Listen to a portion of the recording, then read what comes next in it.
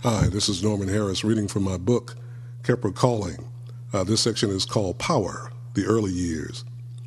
Even as a child, Power was big, strong, and in an matey pirate kind of way, he was rakishly clever. Power needs help dressing himself. He's similar to the emperor who went without clothes.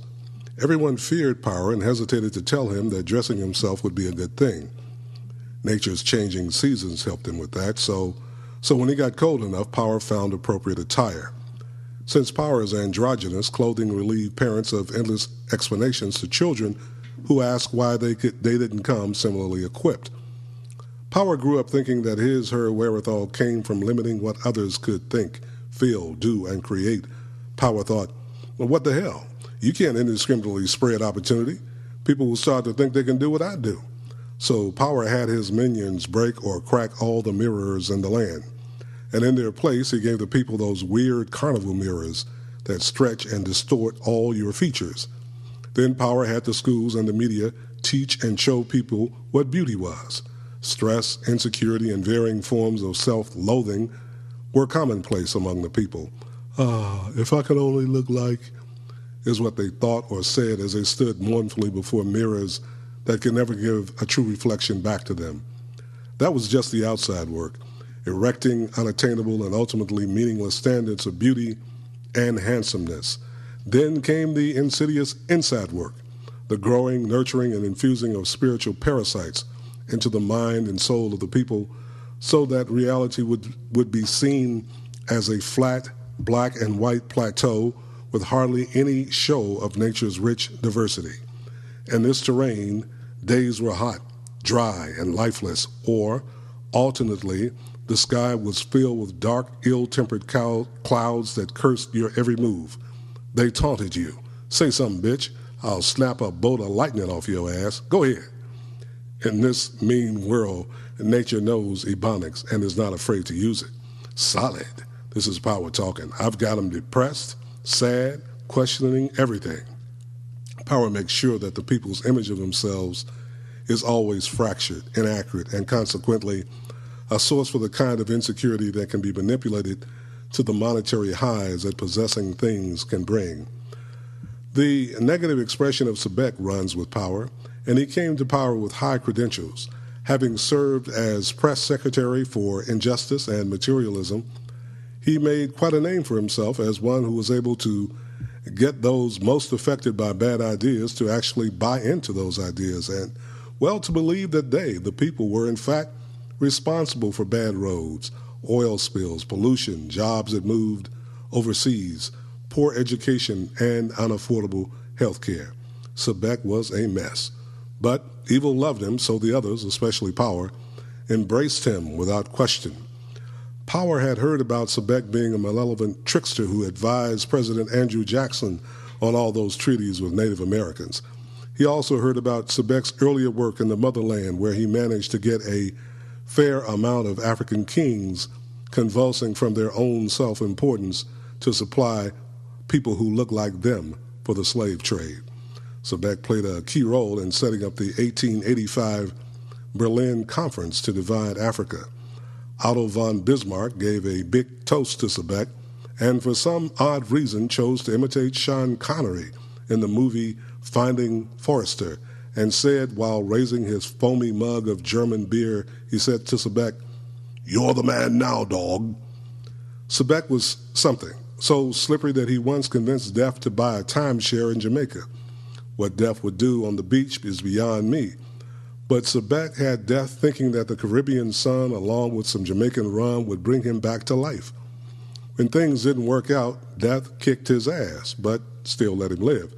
Death was funny like that, willing to let bad ideas live, to take it on the chin, as it were, on the not-too-off chance that those bad ideas would exponentially grow the crop he would eventually reap.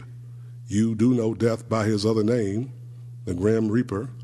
Sebek told Power that his androgynous status notwithstanding, he needed to take a wife and make an heir, or maybe some heirs. Sebek told Power about an educational process in which beautiful women had the insides of their skulls vacuumed out and replaced with customizable conditioned responses. You could train them to do anything. All these women are given numbers for names. Power says, let me take a look at them. Sebek has this LCD projector hookup on his cell phone, so he mashes a few buttons and a hologram appears before them. These women look fantastic, and each seems intent on not keeping Victoria's secret. Breasts struggle with bras to win their freedom, and butts stretch lace panties into submission. The hologram is sectioned so that roughly 2/3 is filled with the changing poses of a given woman, and the other third is filled with conditioned responses that she has either been programmed or trained to make. Power is smoking a Cuban cigar and pushing back in his easy chair. Life is good. This is like Stepford Wives on steroids.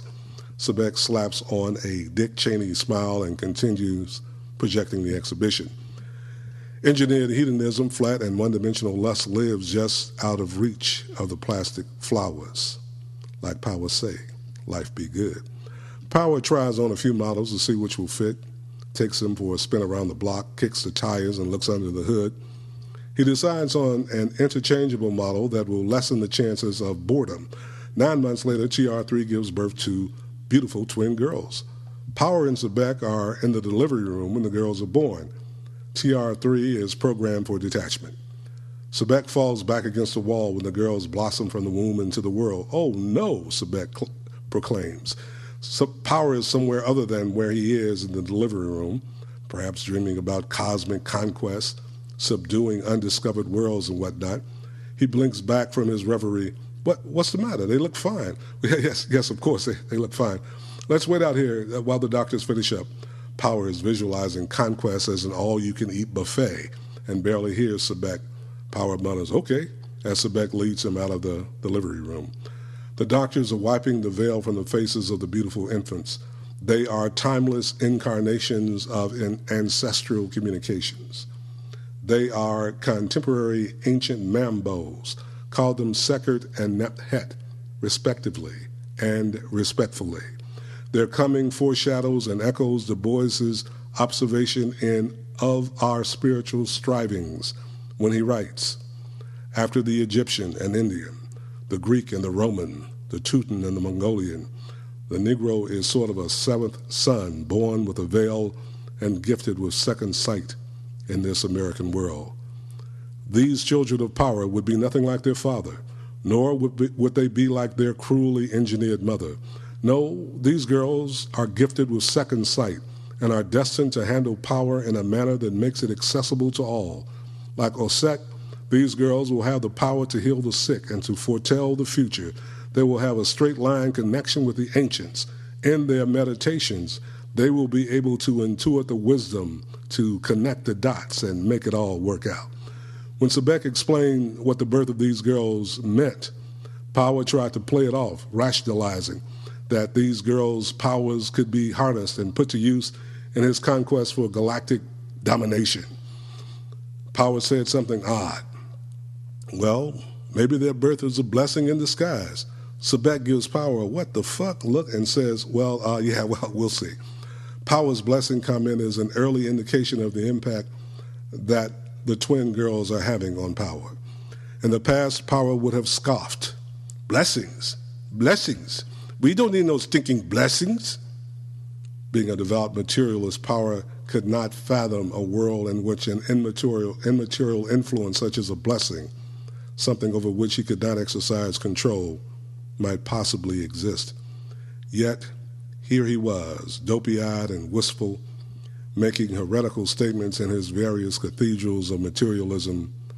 The twin girls had just begun to fill their lungs with air, and here they were, without words, speaking truth so loudly to Power.